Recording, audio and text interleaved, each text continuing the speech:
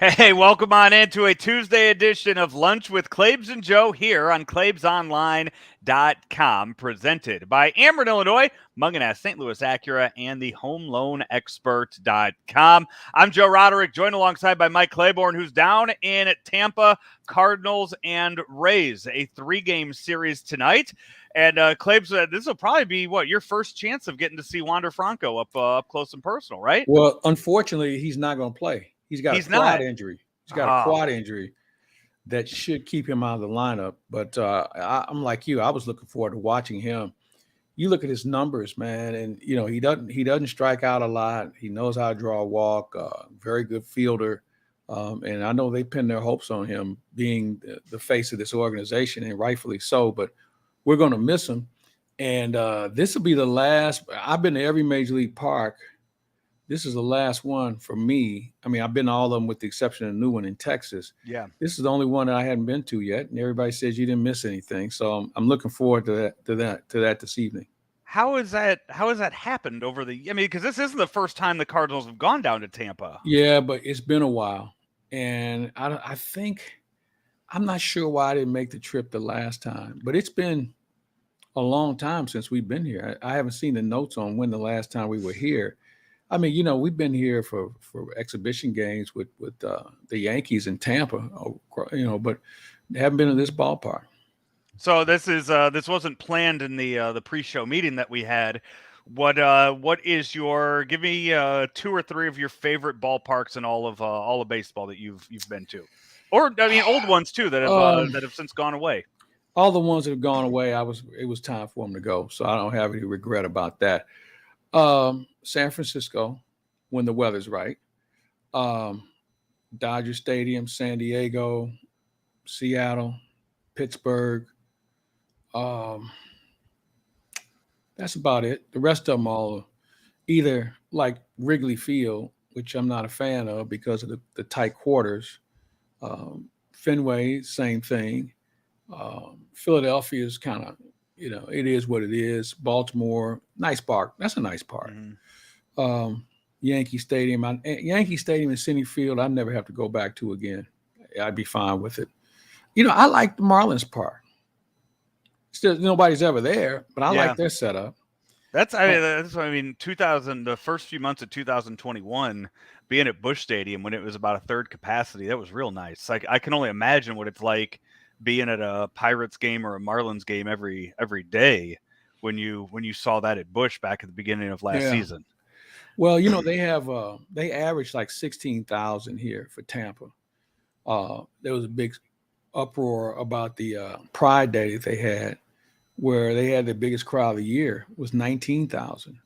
So they're struggling to get people here. They've got an issue now going on with the governor, who's trying to he wants to get his message across. So they don't really have a lot of support in this area, but I don't know where they can go. I know that they talk about Montreal, maybe Nashville, but that's 3 years away minimum. So they're kind Mm. of stuck, and they have a good team. They got a good organization.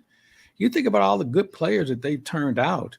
Now, granted, they always drafted early because they were terrible at one point, but they've still found a way to commit to having good players and good teams. The problem is once they get to a certain point, they feel like they have to financially move them because they can't afford them, which I Yeah. don't believe in because they're sharing that money as well. So they're getting money. They just elect not to spend it.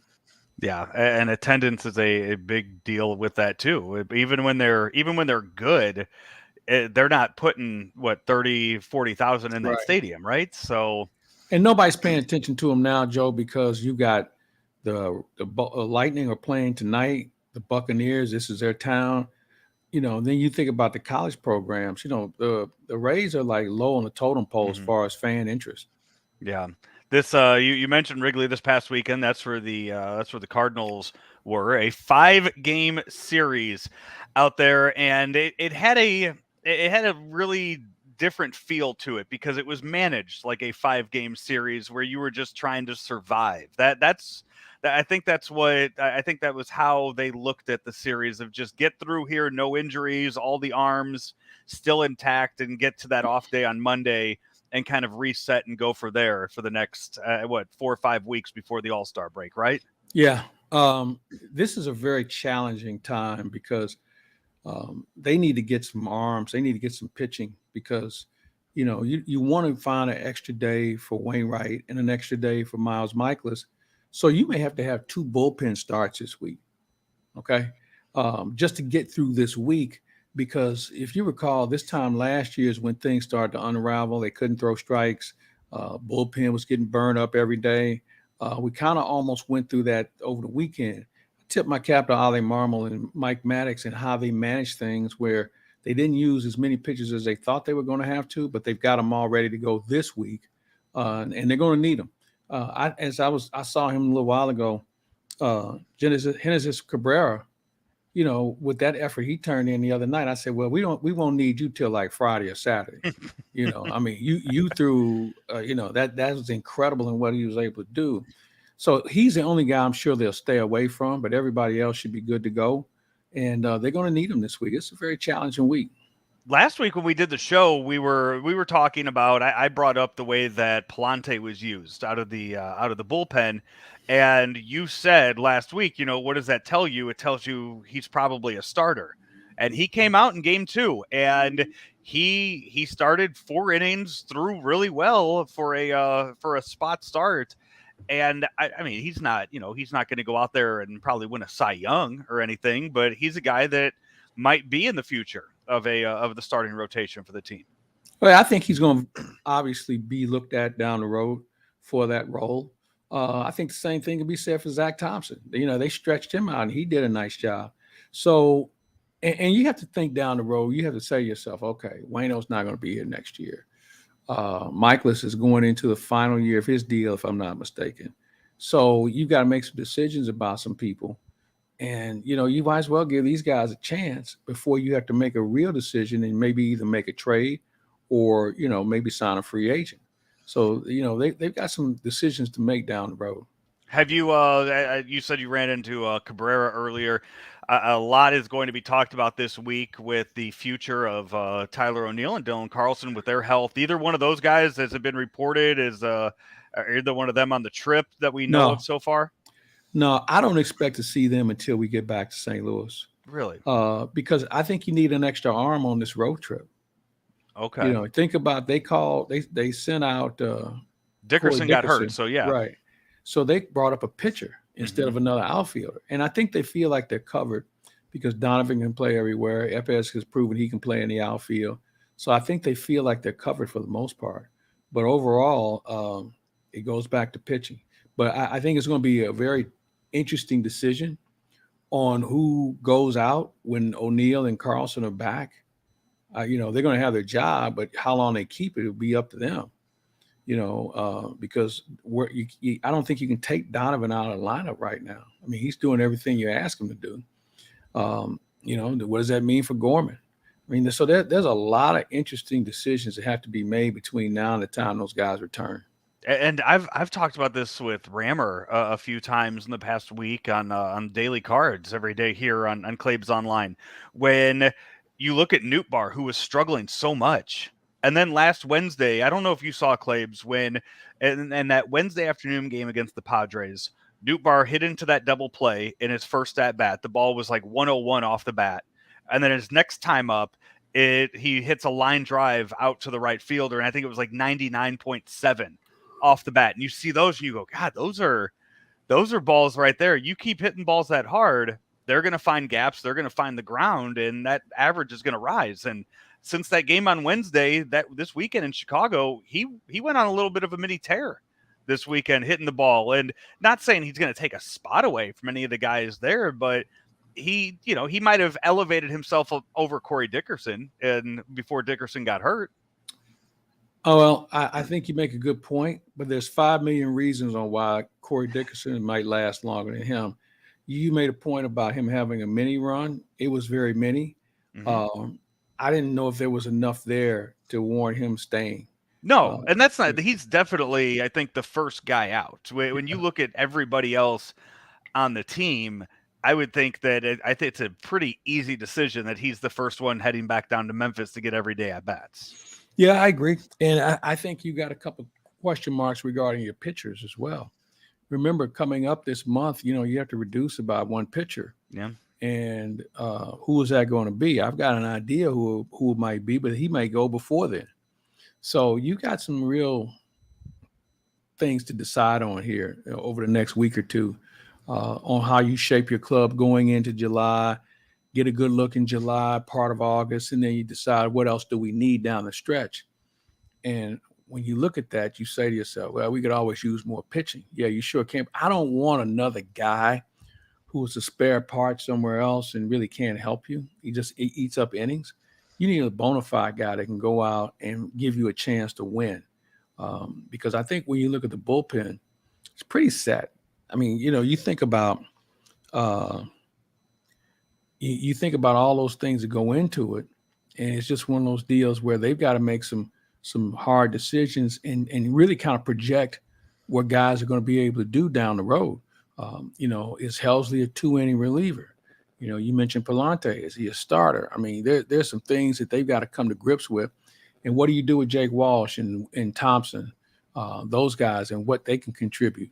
So, and Packy Naughton is another guy we haven't talked about. So they've got some things to do before the roster reduction takes place.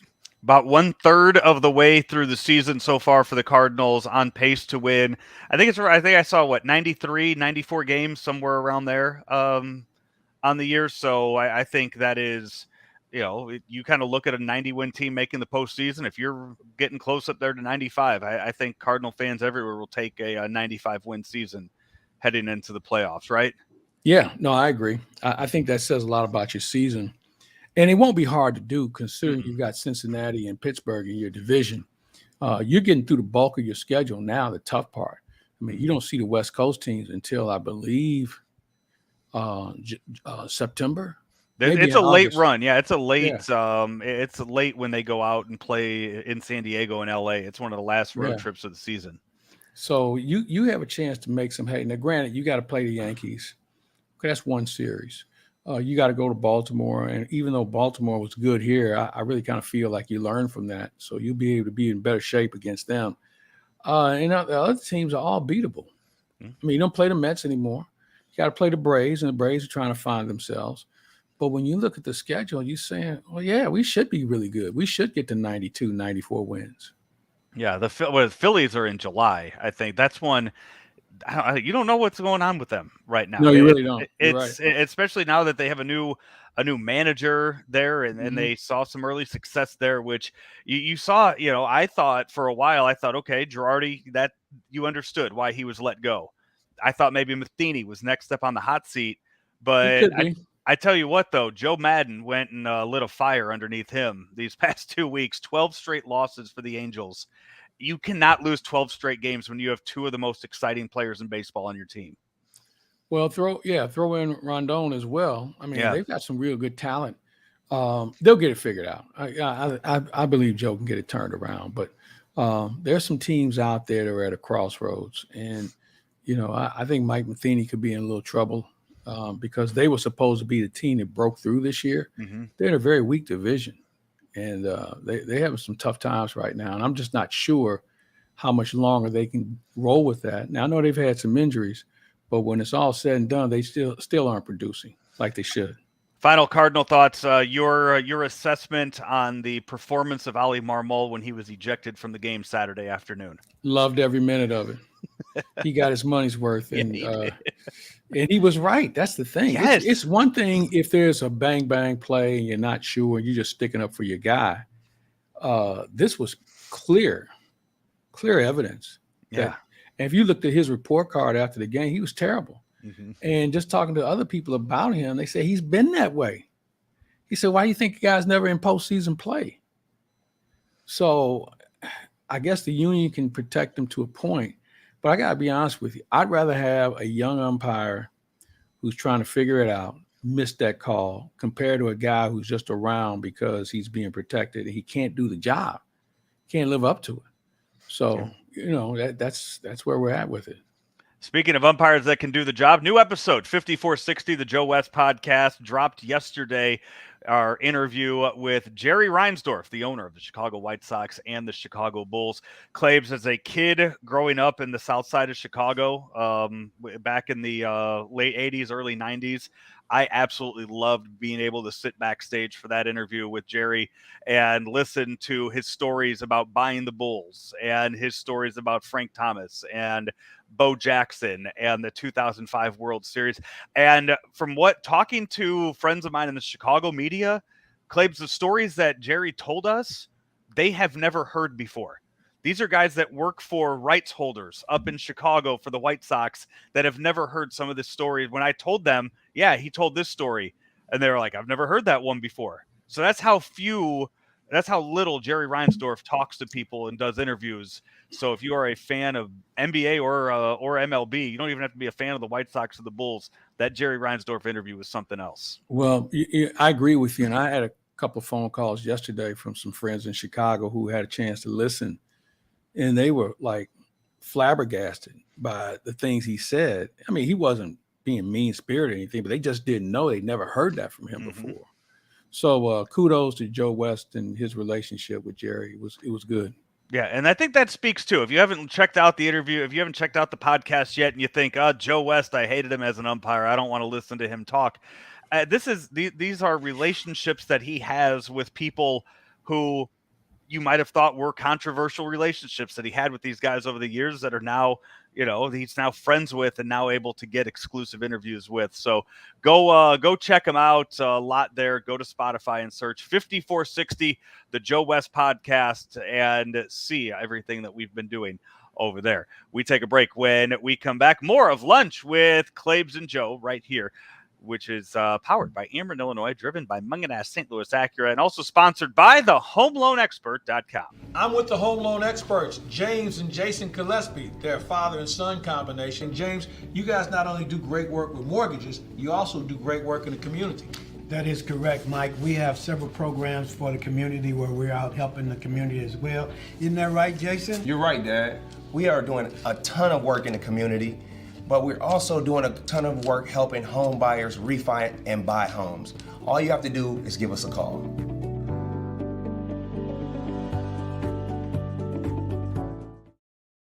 Hey, coming up on Friday, June 10th, the Cardinals host the Reds. It's their next home game back at Busch Stadium, and that night, 25,000 fans ages 16 and older will take home a Nolan Arenado jersey, courtesy of Scott Credit Union. Get your tickets today at cardinals.com/promotions. And I think that's also the same weekend they have the Cardinals Kid. That Sunday is the Kid Nolan Arenado jersey. So go get your tickets for the series against the Reds, the whole weekend series, and get yourself a few Nolan Arenado jerseys for the entire family. Go to cardinals.com/promotions.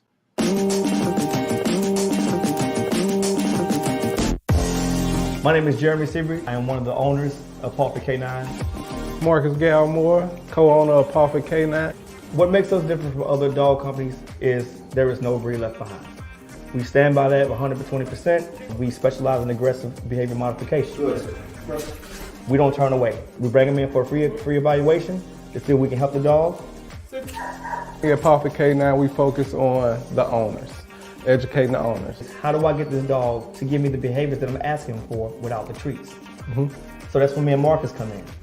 We train the dog, so when you take the dog home, you don't need the treats. The dog is doing it because you're asking it to. After each training package, we go through a series of lessons. We keep going until the owner gets it. We make sure that they go over the beatings with their dog, and that dog is listening before they leave here, but also we follow up when they get home. Is your pup listening to you here? If it's not, we one phone call away, we'll make a trip. We got the Pawford Mobile, where we go out to their homes and make sure their dog is okay.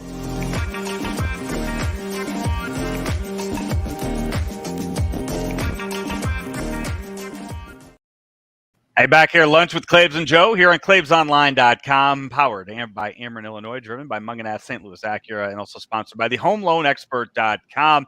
Joe Roderick and Mike Claiborne here with you for about 10 more minutes. And Claibs, as much as I do want to talk NBA Finals, this new golf league, this new golf organization that is starting to take over all of the headlines in the sports world it's becoming quite a talking point right now. The LIV, the Live Tour, that is about ready to get started up. That I guess Phil Mickelson and Greg Norman kind of put on the map, but now they're starting to attract some big name golfers. Yeah,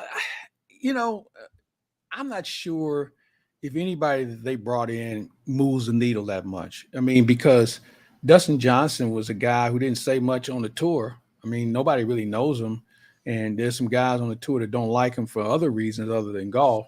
So I didn't find him to be, I know he's a linchpin because he's won a major and all that. But, you look at the other guys who were probably guys who were in the 120, 125 range as far as, guys on the tour money-wise. So I'm not sure if it's moving the needle as much as I think people thought it would. Phil Mickelson's got his own set of issues, and we don't know if he can even play anymore because it's been so long since we've seen him play. Greg Norman doesn't play very much anymore. So I look at it as something we need to wait and see on. I commend them for really taking the jump and giving the PGA some competition because the money they're throwing around is insane. And I think it also says to the PGA, you need to step it up yourself as far as raising the purses and making sure that you have competent players on your tour as well. So it's going to be something that's going to take time, but I guess this will probably be a 4 to 5 year investment by the backers of this league. And, it can be good for the golfers. Now, the question is, how am I going to watch it in the U.S.? Because the PGA has relationships with all the major networks. And I'm sure they're going to say, if you carry them, you won't carry us. So you got that to deal with. And so I think what you have to look at is where can they put this program on? It's going to probably be a non-sports network, I would think, because, PGA is embedded with just about all the other sports networks. Yeah, I'm trying to think who they would. Do they have? Are they on? I mean, Masters obviously on CBS. They have NBC. Are they still with Fox? Is that still? That could be a relationship with an Fox? outlet. That could be an outlet. Yeah, but I understand the money they have to throw around would not be possible without the Saudi Arabia backing, and I get that's where all the controversy lies. Do you think this would be as controversial if Saudi Arabia wasn't involved? No. Let's just put it this way: if this was some other country that wanted to throw the money in, that we look at in a different light, I don't think it would be as much of an issue. Now, they come up with some other reasons, but, we talk about them and their human rights issues. Well, we got our own set of human rights issues in this country. We just don't talk about it in the same vein. Right. And so, if they want to use that as a political backdrop, then be my guest, but understand that they could point the finger at us and say, well, what about you? What about all your issues in your country? Yeah. So, but I really think, and I agree with you, I think if it wasn't the Saudis backing this, I don't think you see as much pushback about human rights. They would probably find some other way to try and negate their impact, and how that would be. They get creative because the PGA is not used to having any competition, and everybody's scared of them. So they don't want to lose the events that they have. So this is going to open up a huge door for a lot of golfers to make more money and make it even more competitive. Yeah, that's the thing. I mean, Dustin Johnson was just offered what, 200 million, 135 million. I thought it was there over 200 that they offered him. I thought it was 135 million. But you know what? Somewhere between 135 million and 200 million is a lot of money. Yeah, and you know what? But his sponsors dropped. A lot of his sponsors dropped off because not only did they not want to be associated with this, they also aren't going to get the TV time anymore. I mean, that's the biggest thing right there. Yeah. No, you're right.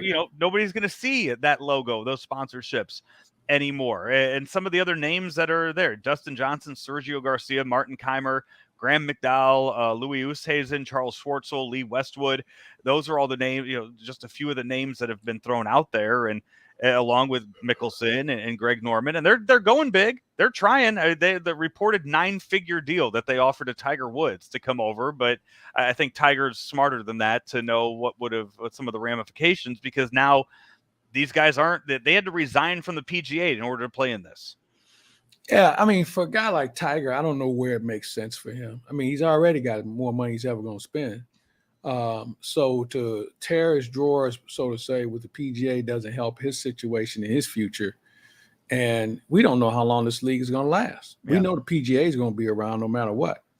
Yeah, they the first tournament is this weekend in London, England, and I don't know if it's televised. I mean, I guess can you watch it on YouTube? Can you Twitter? Maybe they got StreamYard that they're going to put it out on there, and you can watch it on Twitter. I don't know. Maybe we'll find out this weekend on that. Yeah, I think that that's the key factor. How are you going to put it on where people can see it, and take into the account that if you're going to play over in Europe, the time difference really puts you up against some very challenging opportunities as far as watching it in the States. And again, I don't know how they're going to make this any different than what we normally see with regard to golf. I understand they're going to trick it up a little bit, and maybe some of those things they'll do, we may see. Well, we won't see the PGA implement them because it's like college football won't implement certain rules that the NFL has and vice versa. They don't want to look like a copycat. So I think it gives the PGA, this 54 golf tournament to maybe make some things interesting on the amateur level as far as rules, and certainly for the casual golfer. And I think the first thing they've done is made it already interesting. It's only 3 rounds. Yeah. Who watches golf on Thursday? Nobody. So, I'm looking forward to it. Claibs, before we get out of here, you and I both were in Chicago this weekend, so we were not at the NASCAR event at Gateway, but I'm sure you've talked to people about it and their reactions to what St. Louis brought to the NASCAR world this weekend. How do you think it went over? I understand it went over great, and I'm sure NASCAR is looking to come back here. Congratulations to everybody who worked really hard in putting this event together. I understand the weather was spectacular. The drivers, I know one driver in particular was very happy with the setup, and I think we may see him back in this neck of the woods in the very near future. But overall, I thought it was great. It was great for the area. That's the largest event we're going to have in the area, period, as far as fans are concerned. So kudos to them, and I hope they can expand it. And maybe you can't do Formula One at that track, but maybe the IndyCar racing will be part of it as well. Claibs, I know you went and saw Top Gun last night. What'd you think of it? I was thoroughly entertained. I enjoyed it. They tied up a lot of loose ends with regard to the previous movie, and I think anybody who goes will get a kick out of it. I have seen the original Top Gun one time. That's one time I've seen it. I don't have a desire to go see this one. Maybe when it comes out streaming. That's not going to happen. Tom Cruise has already made it clear. If you want to see it, it's going to have to be at the movie theater. I mean, 2 years from now. Well, if you want to wait that last, that's what I'm saying. I'm not in any hurry. But you know what? I'm not sure if that's going to happen. though. Seriously, it may be 2 years from now. Because Tom Cruise, basically, this movie has saved the theater industry, because people are going back in droves. I mean, they're setting records box office wise, but that's a little tricky too, because they talk about, they made 124 million in a weekend. Yeah, but the prices are more expensive. The tickets are more expensive. So are you still having the same amount of people, or are there more people coming, or is it because the ticket prices have been raised? That's why you see a larger income. Yeah, well, the Jurassic World people are going to get my money this weekend. Already, I saw the previews of that. I saw the previews of that. Yeah, that's something for me that I only needed to see once. Yeah, see, it's it'll wrap up the series for me for that. Claibs, you're down in Tampa this week. Who do you have on the pregame this week? I don't know. That's what I'm working on when I'm done talking to you. All right. Well, I will let you go and get to work on all of that as we say goodbye to you and wrap up another edition of Lunch with Claibs and Joe right here on claibsonline.com. Brought to you each and every week by Ameren, Illinois, Munganess, St. Louis Acura, and the HomeLoanExpert.com. If you missed any of the show today, you will be able to either rewatch it or go and find the audio version on any podcast site. For Mike Claiborne, I'm Joe Roderick. We'll talk to you soon. At St. Louis Acura, new inventory is arriving daily, both new and pre-owned. Our buying team adds a higher level of personalized service that others can't match. We sell over 100 pre-owned vehicles monthly, and many of these are matched by our buying teams in Missouri and Illinois. As new Acura production ramps up, be one of the lucky ones to try the newest Type S models now available. Performance has never been so stylish and comfortable. St. Louis Acura remains committed to becoming better than ever for you.